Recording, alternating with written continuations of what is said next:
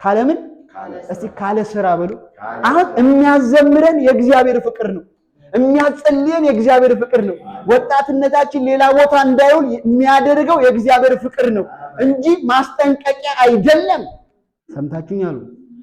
አሁን ይሄ ሰውዬ ረብሾ ነው የመጣው። አሁን ስሙ፣ አንዳንድ ጸሎታችን ጌታ ሆይ ጌታ የሆነ እንትን የዚህ ልጅ ጸሎት ይመስላል አይደለ? ታችን በአባት ፊትና በእግዚአብሔር በድያለሁ ምናምን ሲል ኖ ሎሌ አድርገኝ ምናምን ሲል ኖ አንተማ ልጅ ነህ፣ ለዛው ምርጥ የሚለብስ ልክ ጸሎታችን ልክ አንዳንድ ጊዜ እንደዚህ እንደጠፋው ልጅ ይመስላል የኛ ጸሎት። ሰምታችሁኛል? አሁን ቀጥሎ ደግሞ ስሙት። የሰባውን ፍሪዳ አንተታችሁ በእርግጠኝነት ስሙኝ፣ አንድ ቀን ልጄ ይመጣል ብሎ ስለሚያስብ ነው ለዚህ ሰው የሰባ ፍሪዳ የሚያዘጋጅለት። ሰምታችሁኛል? አንድ ቀን፣ ምክንያቱም አባቱ ከርቀት ነው ያየው ነው የሚለው መጽሐፍ። በእርግጠኝነት ይሄ ሰውዬ እጅግ ባለጠጋ ነው፣ ሎሌ አሉትኝ። ስለዚህ በእርግጠኝነት የግቢው በር ጋር ለመድረስ ብዙ ሰገነት ያልፋል ሰውየው።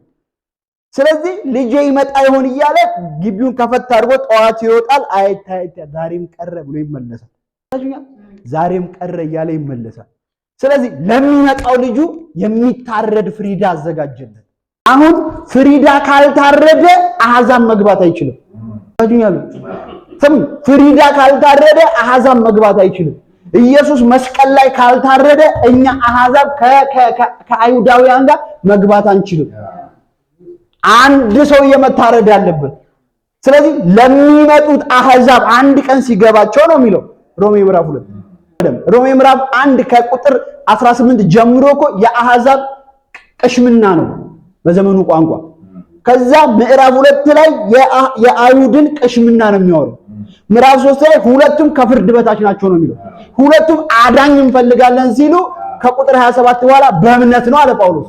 ስለዚህ ይሄ ሰውዬ አንድ ቀን ይመጣሉ ብሎ ይጠብቀ ነበር እግዚአብሔር። ምክንያቱም አብርሃምን ሲጠራው ለአይሁድ ብቻ አልነበረም። ለአብርሃም ወንጌል ሲነግረው አሕዛብ በአንተ ይድኑ ዘንድ ነው። ስለዚህ አሕዛቦች አንድ ቀን ይመለሳሉ ብሎ የሚጠብቅ አባት አለ። ሃሌሉያ! ሰምታችሁኛል? ለዚህ አሕዛብ ደግሞ መግቢያው የሚሆነው አንድ የሰባ ጠቦት አለ፣ እቅፍ ውስጥ የነበረ። በቃ አንተ ሰውዬ ጠፍተን የመጣው ና የሰባውን ያስፈልጋል። አሜን። ልብስ ይለብሳል፣ ቀለበት ያደርጋል፣ የሰባው ልብስ ይታረዳል። ቀጥልና አንብቦ ደስ ይበለን። ይህ ልጄ ሞቶ ነበርና ደግሞም ያው ሆኗል። እኮ አዲስ ኪዳን እኮ ነው። አስቀድማችሁ ሙታን ነበራችሁ ነው የሚለው። የሰባው የሚታረድለት ለሞተው ሰውዬ ነው። ስለዚህ ልጅ አለ ጠፍቷል አይደለም ያለው። ልጅ ሞቶ ነበርና ሰውዬው አባቱን ይሁት አባት የሚያምነው የሞተው ልጁ እንደሚመጣ ነው። ምክንያቱም ልክ አካፍለኛ አለ ቃል ዘሌዋውያን መጽሐፍ በድንጋይ ተወግሮ እንደሚሞት ያውቃል። ስሙኝ፣ ውርስ መጠየቅ አሁን እኮ እኛ ኢትዮጵያዊ ስለሆነን እኮ ነው ያልገባን።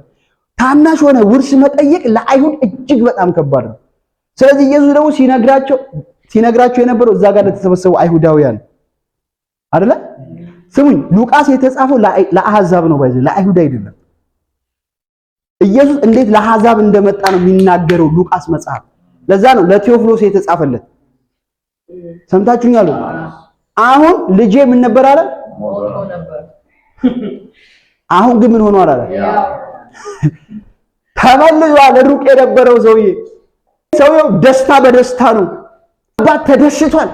እኛን በክርስቶስ ኢየሱስ በመጥራቱ፣ እኛን በክርስቶስ ኢየሱስ በመሰብሰቡ ምን ብሏል? ተደስቷል። እና አንድ ልጅ አለ ውስጥ ነበር ተገኝቷልም ደስ ይላቸው ጀመረ። አንድ ታላቅ ሰውዬ መጣ። በእርሻ ነበር፣ ሁሌ መስራት ነው እሱ ደግሞ። መጥቶም ወደ ቤት በቀረበ ጊዜ የመሰንቆንና የዘፈንን ድምፅ ሰማ። በጌታ የጠፋ አባቱን በድሎ የሄደ ሰው ስሙ። አይሁዳዊን አባት ሆናችሁ ራሳችሁን አስቡት።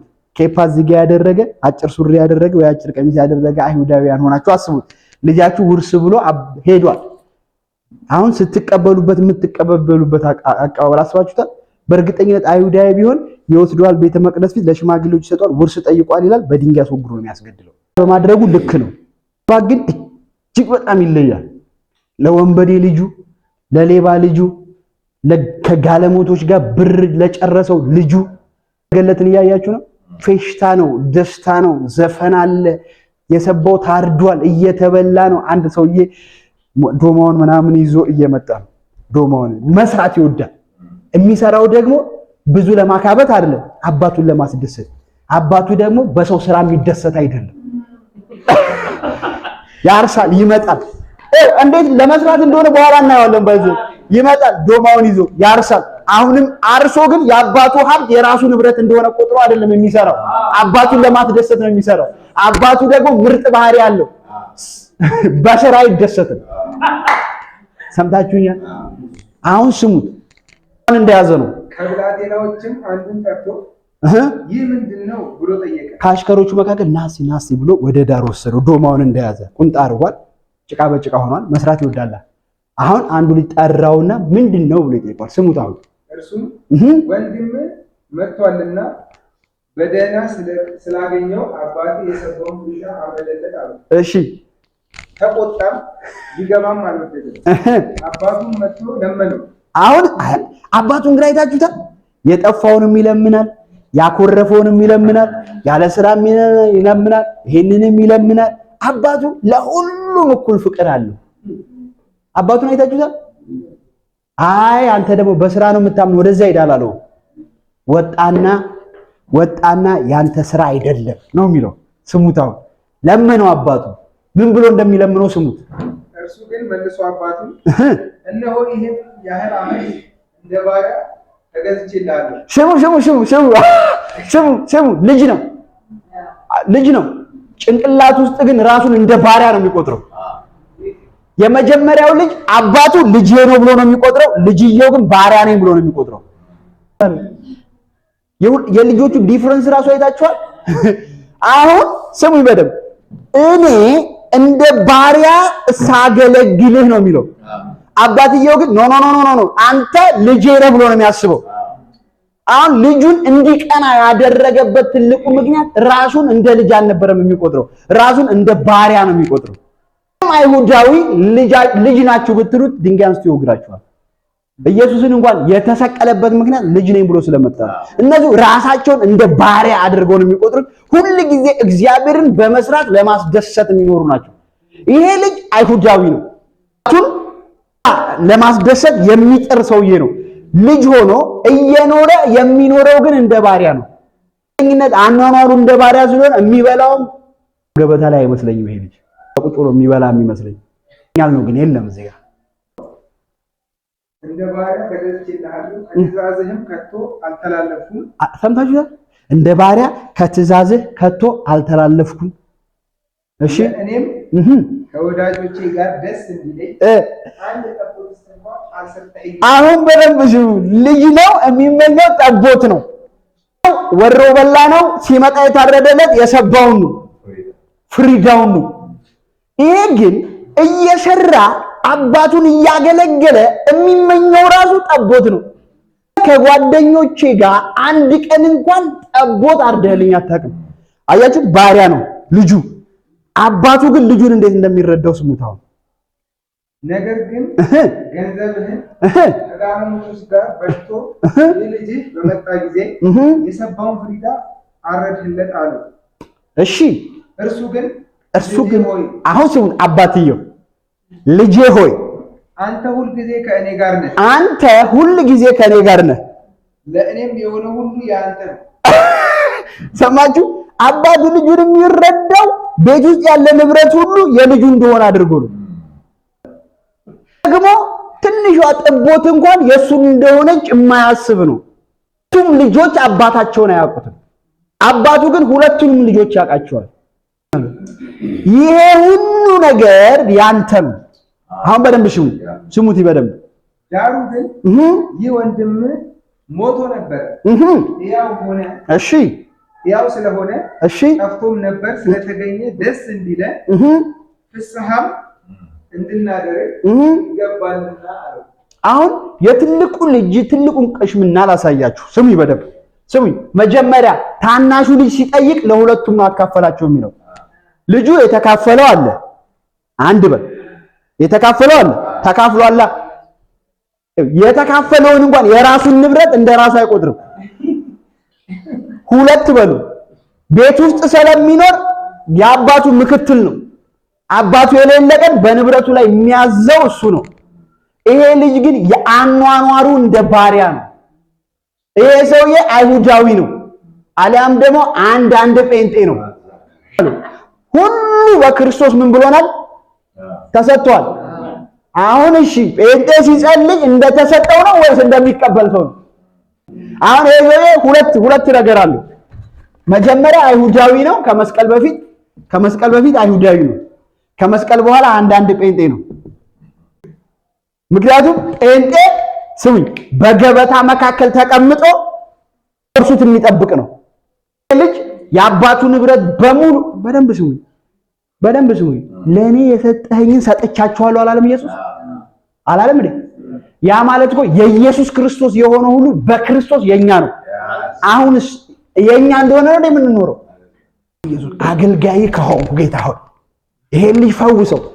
ኖ አገልጋይ ባትሆንም ይፈውሰዋል። ሰምታችሁ? አሁን እንዳለው ሰውዬ መኖር።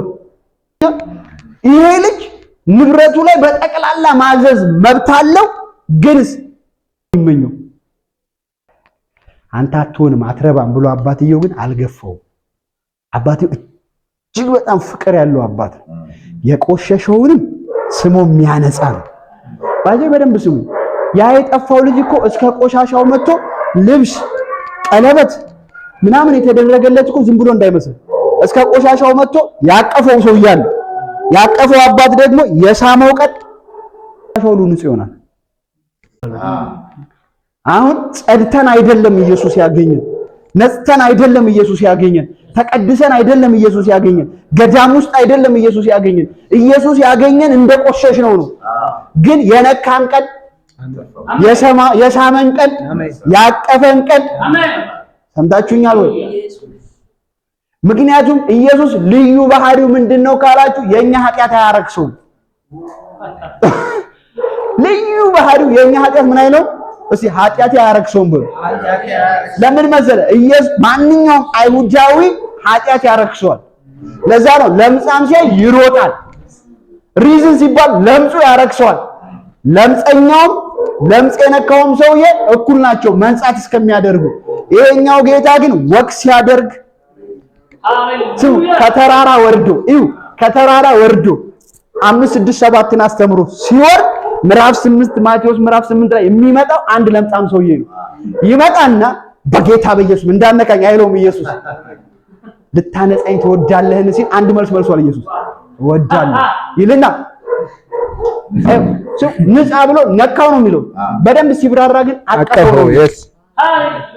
ለምን ሲባል እሱን ለምጽ አያረክሰው፣ እሱ ግን ለምጽ ማርከስ ይችላል። ይሄ እዚህ ውስጥ ያለው አባት እስከ ቆሻሻው ሽሞ የሚያነጻ አምላክ ነው። አሁን እኮ እኛ እንደ የተሰበሰብነው እንዲህ ደስ የሚለን ስሙ አጸድቆን፣ ምንም የሚያመጻድቅ ነገር የለንም። ባይዞኛ አሰምታችሁኛል። ባንሳም እንደነሱ ነበርን። እድል አገኘንና መመለስ ሆነልንና የመጣን ቀን በሩቅ ሲያየን የነበረ በስስት ሲያየን የነበረ አብ ዘ ፋዘር በክርስቶስ ኢየሱስ መስቀል ላይ ሳመን። አሜን አሜን። እሱ ደግሞ ለአይሁዳውያን ወቅት አለው። አይተዋቸውም። በስራችን በጥረታችን በግረታችን ነው እናንተ በግረት ነው ብላችኋል ብሎ የማይተው ሲዝን ይመጣላችኋል። ደግሞ ለነዚህ ሲዝን ይመጣላችኋል። ምርጥ የሆነ ፍትሃዊ ጌታ ነው። አሜን። ሰምታችሁኛል። ጸድቀናል፣ ተቀድሰናል፣ ታጥበናል ስንል ነገርየው ወሬ አይደለም።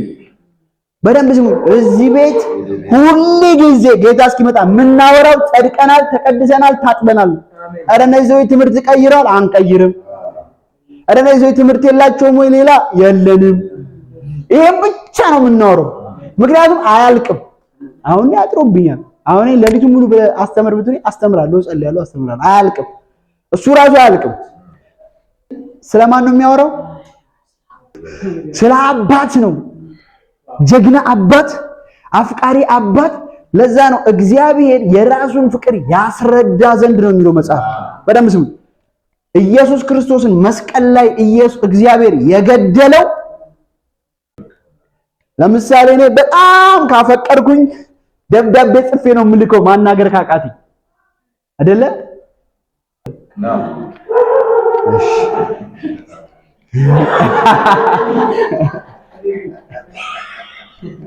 እሺ አሁን እግዚአብሔር ግን እንዳፈቀረ ሊነግረን ሲፈልግ ደብዳቤ ጽፎ በአሞራ አላከልንም። እንደነው በመስኮት ክፍት አድርጎ እርግብ ፈራለልንም። ሰው እግዚአብሔር እኛን እንደሚወደን ሊያስረዳን ልጁን ኢየሱስ ክርስቶስን አመጣና መስቀል ላይ ቸነከረው። ለዛ ነው እግዚአብሔር ይላል የራሱን ፍቅር ያስረዳን ዘንድ። ሰምታችሁ? እግዚአብሔር ፍቅሩን ለማስረዳት ሲነሳ ልጁን መስጠት ነው ያለብን። ሰምታችሁ? ለዛ ነው የእግዚአብሔር ፍቅር ከሰው የማይወዳደር ነው። ለዛ ነው ጳውሎስ ለጻድቅ ሰው ለሚሞት ሊገኝ ሊሆን ይችላል።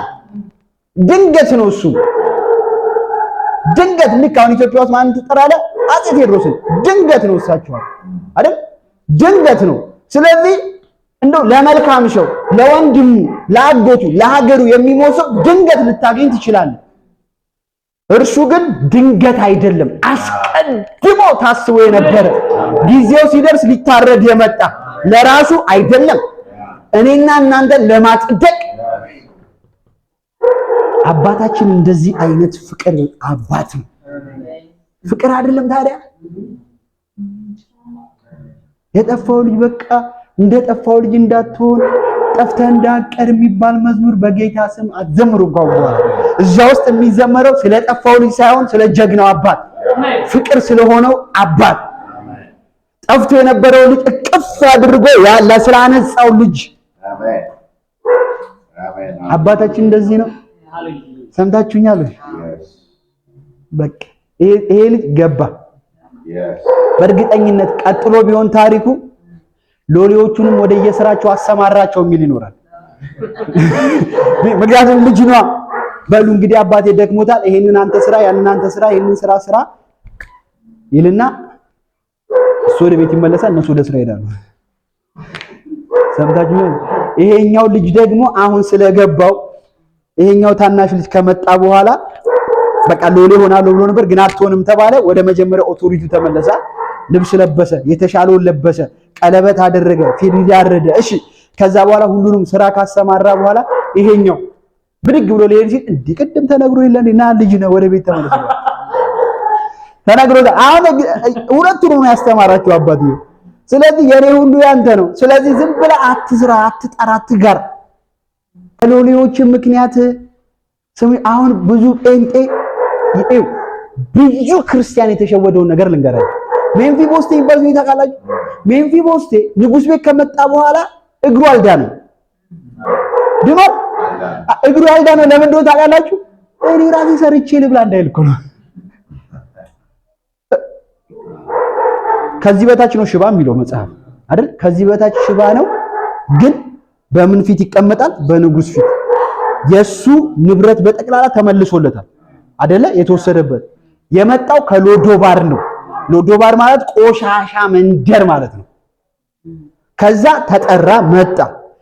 ልክ እንደዚህኛው ተንከባልዬ ምናምን ላርግ ሲል እኔ ውሻ ነኝ ሲል ኖ ኖ ኖ አንተማ ውሻ አይደለም ይለዋል ዳዊት። ይሄኛው ውሻ ነኝ ይላል። ዳዊት ደግሞ አይ አንተ ውሻ አይደለም፣ ስለ አባትህ ስለ ዮናታን ስል ግን በገበታዬ ትቀመጣለህ። እናንተ እኮ ውሻንን ብለህ ስትመጣ ይላል እግዚአብሔር አብ፣ ስለ ክርስቶስ ኢየሱስ ስል በገበታዬ ተቀምጣችኋል። ሃሌሉያ። እሺ አሁን ከመጣ በኋላ ግን ሜምፊቦስቴ እግሩ አልዳነም። እግሩ ቢድን ቆይ ነው ራሴ ልስራ ብሎ ኪችን ይገባል። አሁን ግን እግሩ ስላልዳነ ቁጭ ብሎ እዛ ጋር ዳዊትን እያየ መብላት ነው። አሁን ግን ጴንጤ ከዳነ በኋላ እግሩ የዳነ ይመስለዋል። ብድግ ብሎ ካልሰራው ይላል። ኖ ኖ ኖ ኖ የዳነው በጸጋ ነው። ጸጋ ደግሞ በደንብ ስሙ። እግዚአብሔር ከሁለት ነገር አድኖናል። አሁን ከሞት አድኖናል፣ በህይወት ከመኖርም አድኖናል። ስሙኝ፣ ከሞት አድኖናል። ከመጣም በኋላ በራሳችን ህይወት እንዳንኖር ደግሞ ገሎናል። ሽባ ነህ ማለት ነው። ስለዚህ እንደ ሜምፊቦስ ቁጭ ብለህ ምንድነው የሚደረገው? እስቲ በላለሁ በሉ